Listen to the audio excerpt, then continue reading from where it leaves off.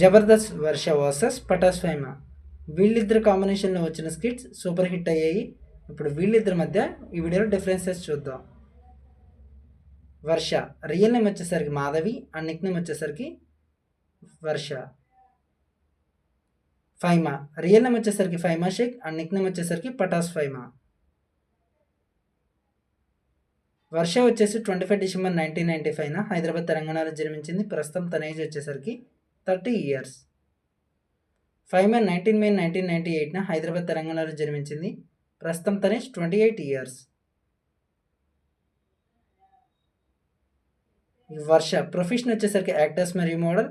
Height వచ్చేసరికి 5 feet 6 inches, అలాగే wait వచ్చేసరికి 53 kilograms. ఫైమా ప్రొఫెషన్ వచ్చేసరికి యాక్టర్స్ మరియు కమెడియన్.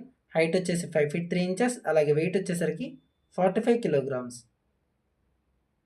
వర్ష బీకామ్ కంప్లీట్ చేసింది, అలాగే జబర్దస్త్ షోతో ఫేమస్ అవ్వడం జరిగింది. ఫైమా గ్రాడ్యుయేషన్ డ్రాప్అవుట్ చేసింది, అలాగే పటాస్ షోతో ఫేమస్ అయింది. వర్ష వచ్చేసరికి 2018లో ఇండస్ట్రీకి వచ్చింది. ఫస్ట్ మూవీ వచ్చేసరికి Manyam movie and first television show వచ్చేసరికి జబర్దస్త్ షో. ఫైమా వచ్చేసి 2018లో ఇండస్ట్రీకి వచ్చింది. ఫస్ట్ మూవీ వచ్చేసరికి dear Uma and first television show Patas show.